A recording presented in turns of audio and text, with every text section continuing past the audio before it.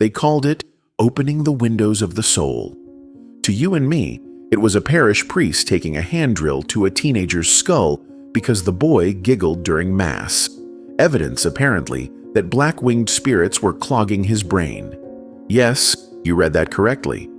In the Middle Ages, laughter at the wrong moment could land you on a trepanning bench before the candle wax cooled, and that, absurdly, was considered progressive medicine.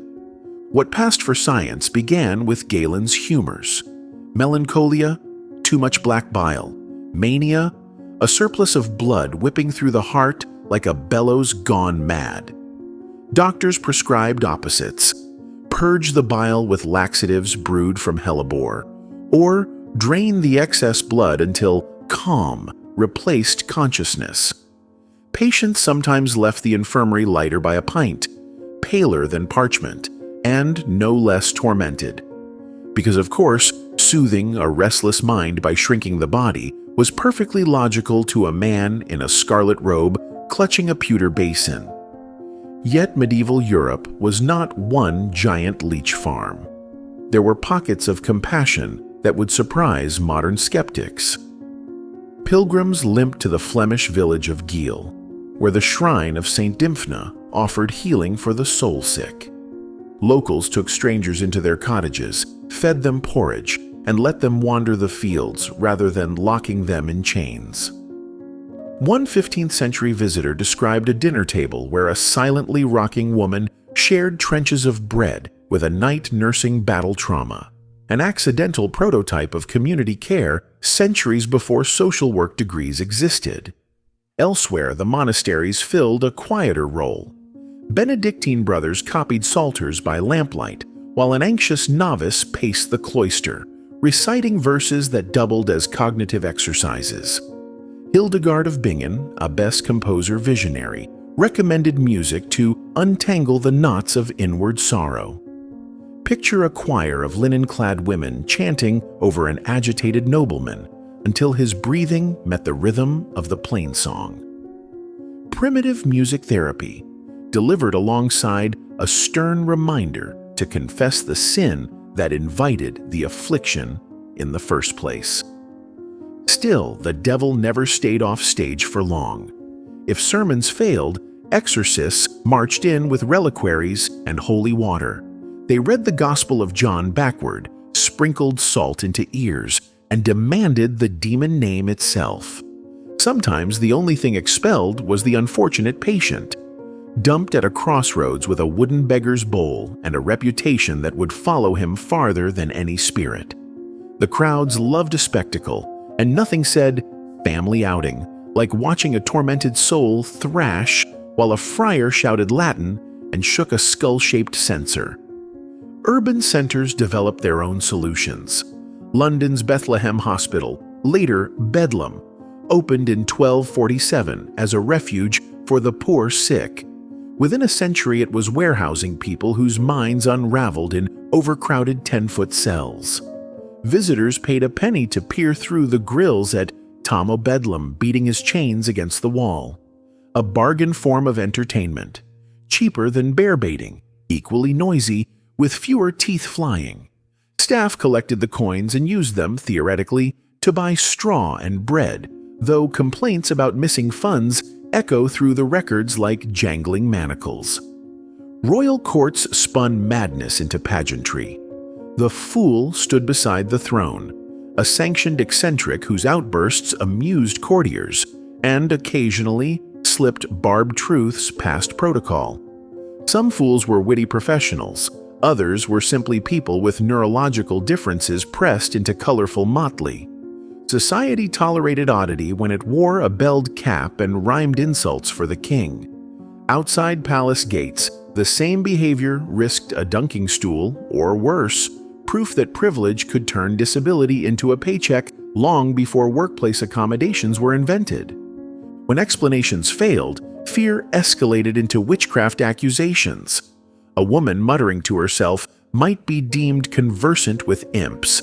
A man wandering naked at dusk surely met the devil at the crossroads. The Malleus Maleficarum warned that melancholy made one apt to illusion. helpful, since it allowed inquisitors to brand delusion as covenant. Trials blurred confession and hallucination until rope or flame rendered the final cure. Nothing says community solidarity like burning your neighbor because her nightmares kept her awake, and you. Across the Mediterranean, Islamic physicians charted a gentler path. Baghdad's Bimaristans assigned melancholic patients leafy courtyards, lute music, and aromatic baths. Al-Razi noted that the mind, like the body, deserved tailored treatment and warned against excessive bloodletting because it weakens the faculties of reason. His peers cataloged phobias, obsessions, and depressive episodes with startling clinical detachment. While European surgeons sharpened lancets, Persian doctors planted orange trees outside hospital windows so fragrance might lift spirits. A sensory prescription modern mental health architects would applaud. Not that Europe ignored herbal remedies. Apothecaries ground valerian, St. John's wort, even mandrake roots shaped suspiciously like miniature humans. Steeped in wine, these potions promised dreamless sleep. Taken in the wrong dose, they delivered eternal rest. Families kept a cautious eye on dosage because losing your only plowman to an overzealous draft of poppy syrup meant fields went unplowed and tithes unpaid. Economic survival created its own brand of pragmatic caregiving. Keep father alive, even if he spends mornings conversing with invisible saints. Community also wielded ridicule as medicine.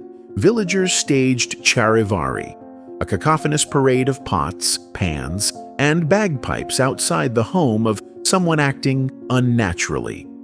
The theory: shock the afflicted back to their senses, or at least scare the possessing spirit into relocating. If the racket failed, participants felt better for having done something.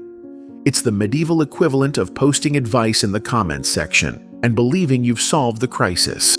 For the truly overwhelmed, pilgrimage offered distance from gossip and the lure of miracle cures.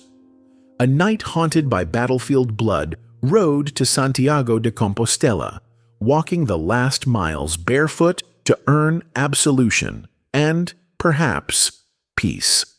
Modern psychologists might recognize exposure therapy in the knight's deliberate suffering, cognitive restructuring in the confessional, social support in the fellowship of travelers. The Church packaged all three, stamped with holy authority, and charged only your mortal feet and an occasional indulgence fee. Then there were the desperate home remedies, knitting fetters from hazel twigs to bind wandering thoughts, smearing wolf fat on temples to repel moon madness, or hanging jasper stones around the neck, preferably engraved with archangels, to balance the mind's vapors. Did it work? Sometimes. A placebo draped in theology can soothe if the wearer believes his salvation literally hangs around his neck. Trepanation refused to fade. Surgeons claimed a coin-sized hole relieved cranial pressure caused by stupefying vapors. Survival rates hovered precariously, yet enough patients lived to keep the myth alive. Archaeologists still find healed skulls from York to Kiev, evidence of medieval neurosurgery conducted with a chisel, a prayer, and optimism thick as ale. Whether minds cleared afterward remains unrecorded. The chroniclers cared more that the bone knit itself than that thoughts stopped racing. Meanwhile, legal systems fumbled with responsibility. Canon law accepted that a lunatic could not sin intentionally, complicating inheritance disputes. A landholder who barked like a dog at the bailiff might be declared non compos mentis, placing his estate under guardianship. Opportunistic cousins lurked like vultures, ready to snatch vineyards the moment a physician scribbled the wrong prognosis. Mental illness, therefore, was not merely a private anguish, but a financial earthquake that could topple family fortunes. Treatment often depended on class. A peasant showing visions of angels became the village idiot, tolerated so long as he shooed crows from crops. A duchess with the same visions risked political disaster. Her ladies-in-waiting whispered, physicians fussed, priests poked, and soon she was escorted to a distant convent. There, behind carved oak doors, she might pass decades weaving altar cloths in golden silence, out of sight, out of succession. Paradoxically, some conditions earned unexpected respect. The holy fool tradition, imported from Eastern Orthodoxy, celebrated madness as divine favor. If a hermit raved in riddles while surviving on nettle stew, pilgrims flocked for prophecies. Society carved a tiny sanctuary where schizophrenia masqueraded as sainthood. It was safer to cloak your visions in piety than risk branding as witchcraft. The same symptom pivoted from gallows to halo depending on the audience's mood. Gradually, Renaissance humanism nudged perceptions. Surgeons like Paracelsus proposed that mineral imbalances, not demons, caused mental derangement. His mercury cures were lethal, yet the intellectual door cracked open. The mind could be studied, not merely exorcised. But that revelation belongs to another century. In the medieval streets, the drumbeat of superstition drowned budding science, and the mad still wandered between reverence and ridicule. Through it all, families formed the first line of defense. They stitched padded gowns so a self-striking son wouldn't bruise, appointed a niece to sit up at night when mother spoke to ghosts hovering near the hearth, and, when fear outweighed love, hired a carpenter to lattice the bedroom window. These choices flickered between tenderness and terror, proving that medieval caregivers wrestled with the same brutal calculus faced by modern ones: safety versus dignity, cure versus comfort, hope versus exhaustion. So how did medieval people handle mental illness? Any way they could, with leeches and lullabies, with iron fetters and herbal poultices, with exorcisms shouted to the rafters and songs whispered in candlelit cloisters. They vacillated between seeing the afflicted as possessed, blessed, dangerous, pitiable, or, occasionally, simply human. Strip away the incense and iron, and their confusion sounds uncomfortably familiar. We swap trepanning drills for neurotransmitter-tweaking pills, Bethlehem gawkers for reality TV viewers, yet the impulse remains.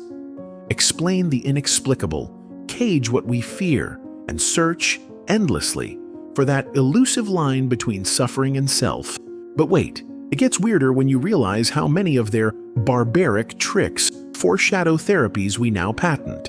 The monastic music sessions, music therapy, the pilgrimage road, group CBT by another name. Even trepanation resurfaces in modern neurosurgery for epilepsy. Apparently, history doesn't repeat. It reinvents the same desperate hope with shinier tools. And if that revelation drills a tiny hole in our smug modernity, well, consider it the gentlest trepanation you'll experience today.